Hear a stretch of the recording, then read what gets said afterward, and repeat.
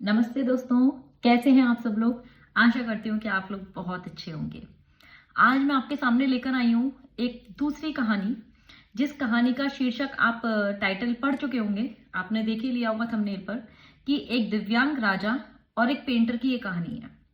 ठीक है, और इस कहानी का जो मोटिव है, जो आपको ये मॉरल जो मैं देना चाहती हूँ आज इस कहानी के जरिए, वो यही है कि जिंदगी में हमें उम्मीद कभी भी नहीं हारनी चाहिए। क्योंकि हमारी जो जिंदगी है ना, वो जीत हासिल करने के लिए, हारने के लिए नहीं है। तो चलिए हम ये कहानी स्टार्ट करते हैं बहुत क्विकली। शॉर्ट वीडियो है, शॉर्ट कहानी है, पूरी कहानी सुनिएगा। ये कहानी आपका जीवन बदल सकती है। चलिए स्टार्ट करते हैं। एक बार एक देश में एक राजा था।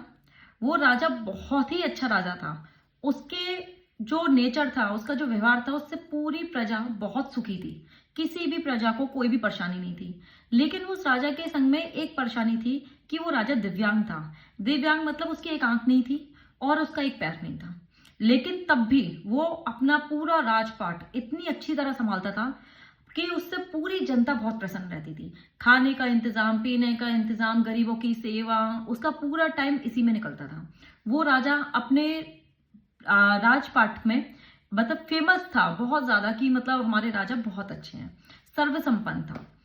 एक दिन राजा अपने गलियारे में घूम रहा था, जैसे कि महल में रात को चक्कर लगा रहा था।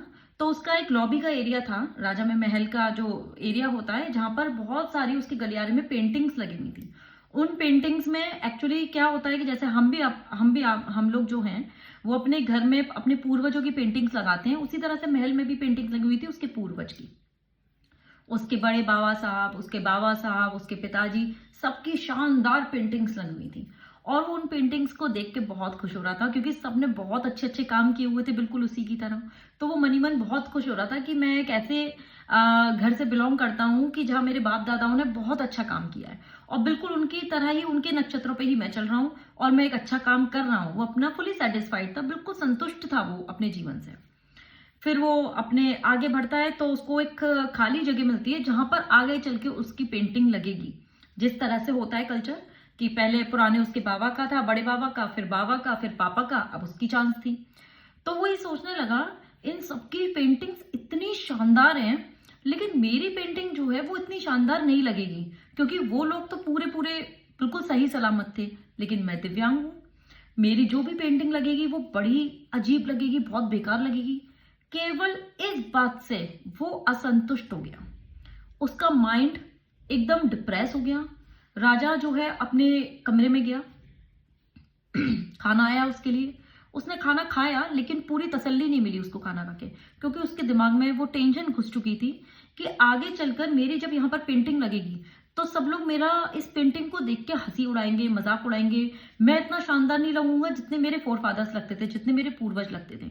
उसकी ये टेंशन, उसको चिंता सताने लगी। अब चिंता सताने लगी तो ना उसको रात को नींद आए, ना सुबह उठकर उसका किसी काम में मन लगे। उसके दिमाग में बस यही सब बातें घूमने लगी, जैसा हम सबके संग होता है। हम सब भी कोई एक टेंशन लेके बैठ जाते हैं तो हमारे पूरे टाइम दिमाग में वही सब चीजें चलती रहती है। बिल्कुल उसके संग भी वैसे ही हुआ, भाई वो भी तो मनुष्य है। तो उसने ये सोचा सुबह कि मैं अपनी इस चिंता का एक कारण ढूंढता हूँ, और लोग तो मेरे मरने के बाद कैसी भी पेंटिंग बना देंगे और कैसी भी पेंटिंग लगा देंगे। इससे बेटर ये है कि मैं अपनी पेंटिंग जीते जी बनवाऊं, और मैं खुद देखूं कि मेरी पेंटिंग कैसी बनी है, और वो कैसी वाली पेंटिंग मेरी लगेगी, अच्छी लगेगी, बेकार लगेगी, मैं अपने हिसाब से बनवाऊंगा, और वही पेंटिंग मेरे मरने के बाद वहां लगेगी। उसने ये डिसाइड किया।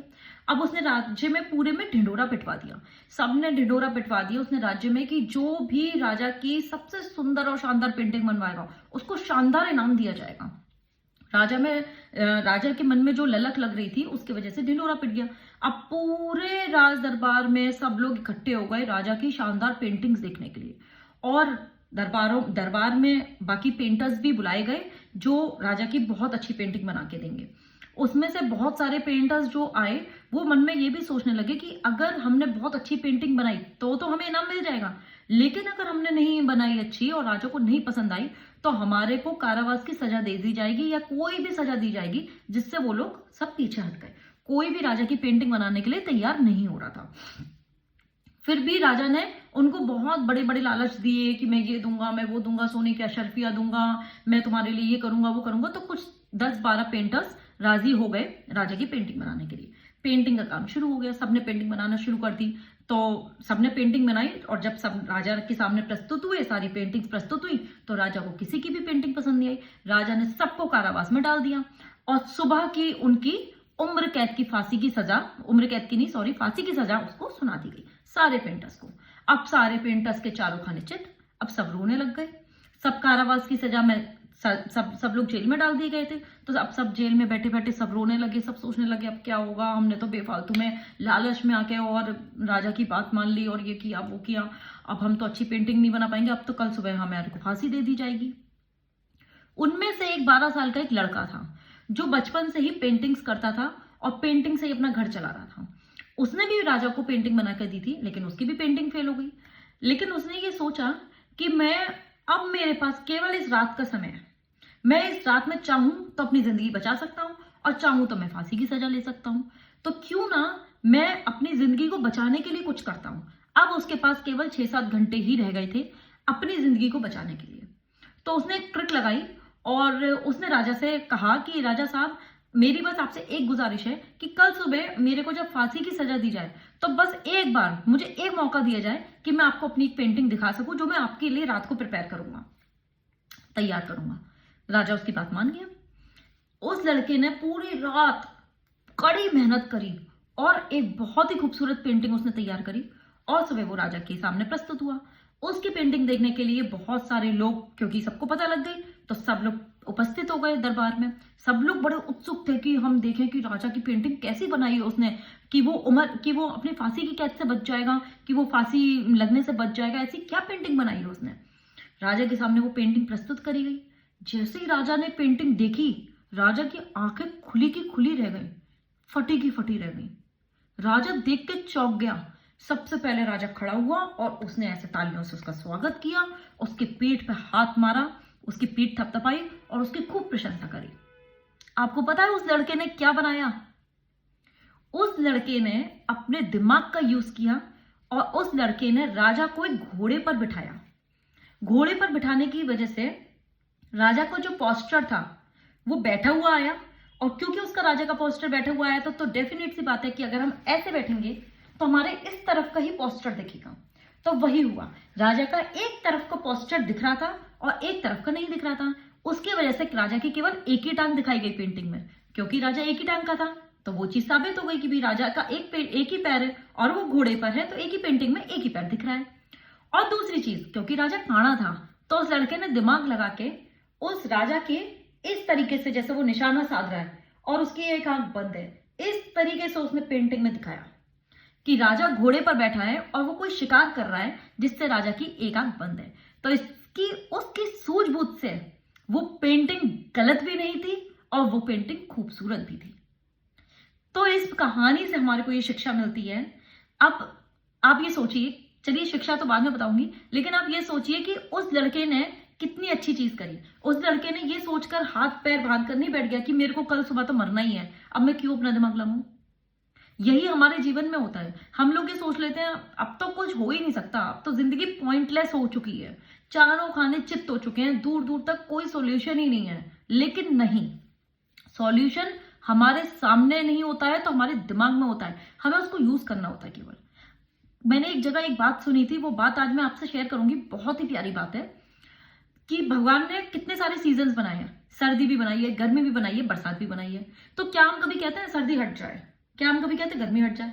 क्या हम कहते हैं कि बरसात हट जाए? एक ही मौसम रहे, एक ही। जिसको गर्मी पसंद हो वो चाहेगी बस गर्मी गर्मी रहे, जिसको सर्दी पसंद है वो चाहेगी बस सर्दी सर्दी रहे। नहीं, हम उसका उपाय ढूंढते हैं। सर्दी आती है तो हम क्या करते हैं? रजाइयों का यूज करते हैं, हम सर्दी को कम करने की कोशिश करते हैं। और अगर गर्मी आ जाती है तो हम एसी का यूज करते हैं। समझ रहे हो? तो इसका मतलब क्या है कि हमारी प्रॉब्लम्स का हम सॉल्यूशन ढूंढ लेते हैं। ये हमारे कल्चर में है। ये जो मनुष्य होता है वो बहुत ट्रिकी और बहुत स्मार्ट है। जब इतनी सारी चीजें बनाई है मनुष्य ने, तो एक अपनी प्रॉब्लम का सॉल्यूशन नहीं ढूंढ सकता? वो बिल्कुल ढूंढ सकता है। उसके दिमाग भगवान ने इतना वाइड बनाया कि वो जो चाहे वो कर सकता है। बस अंदर से एक आवाज आनी चाहिए कि नहीं, अभी टाइम खत्म नहीं, अभी भी है टाइम। उस लड़के ने यही किया और उसने अपने आप को बचा लिया। आगे चल के वही लड़का उस राज्य का मंत्री बना, क्योंकि उसकी समझदारी और उसकी सूझबूझ की वजह से उस राजा ने उसको हमेशा के लिए अपना मंत्री घोषित कर दिया। भले ही वो लड़का 12 साल का था, लेकिन उसमें अक्ल बहुत थी। तो यही चीज मैं आज आपको इस कहानी के जरिए समझाना चाहती हूँ। मैं भी उम्र में बहुत छोटी हूँ, मुझे माफ करिएगा अगर मेरे मुंह से कुछ भी गलत वर्ड निकल गया हो या मैं नहीं ढंग से समझा पाई हूँ उस कहानी को।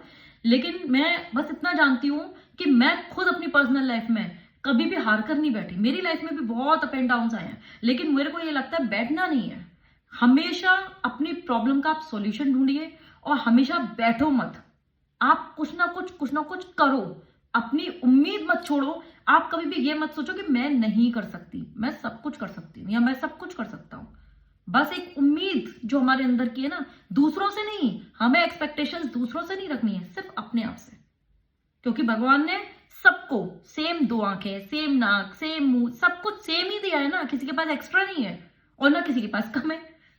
जब सबके पास सेम है तो कोई बहुत अच्छा कर रहा है या कोई बहुत कम कर रहा है तो हम क्यों बोलेंगे जी भाई, सबके पास सेम चीजें है ना। कोई यूटिलाइज कितना कर रहा है और कोई यूटिलाइज कितना कम कर रहा है, फर्क इसका है। तो आज से ही और अभी से ही अपनी उम्मीद हम खुद से रखेंगे और हम हर वक्त यही सोचेंगे कि अगर आज लाइफ पॉइंटलेस हो गई है ना, 0 पॉइंट पे आ गई है, तो अब इसको पहले 1 2 3 4 5 6 करके पूरा आगे तक लेकर जाना है। लेकिन हार नहीं माननी है, तब जीत आपकी होगी। थैंक यू सो मच मेरी ये पूरी वीडियो देखने का। मैं हूं शिखा मित्तल, और अगर आपको मेरी वीडियो सच में पसंद आई हो, ये कहानी से आप प्रेरित हुए हो, तो इस कहानी को लाइक जरूर करिएगा, जिससे कि मेरे को मोटिवेशन मिले क्योंकि मैं तो आप ही के मोटिवेशन पर टिकी हुई हूं ना भाई। आप अगर लाइक करेंगे मेरी कहानियों को तो मैं ऐसी ही और भी अच्छी अच्छी खूबसूरत कहानियां आपके सामने लेकर आऊंगी। अभी मैंने लास्ट टाइम आपको एक कहानी भेजी थी ना, जो बहुत पसंद आई आप सब लोगों को। वो कहानी भी बहुत प्यारी थी। जिंदगी प्रेरित करने के लिए ये छोटी छोटी कहानियां हमारे लिए बहुत काम आती हैं। तो हमारे को माइंड में रखना है, उम्मीद खुद से रखो, दूसरों से नहीं। और उम्मीद पे ही तो दुनिया कायम है। तो फिर हमें हारना नहीं है, जीतना है। तो जीत आपकी होगी। ठीक है, चलिए बाय। और अब नेक्स्ट टाइम एक नई वीडियो के संग, एक नई कहानी के संग हम फिर से मिलेंगे। तब तक के लिए नमस्ते।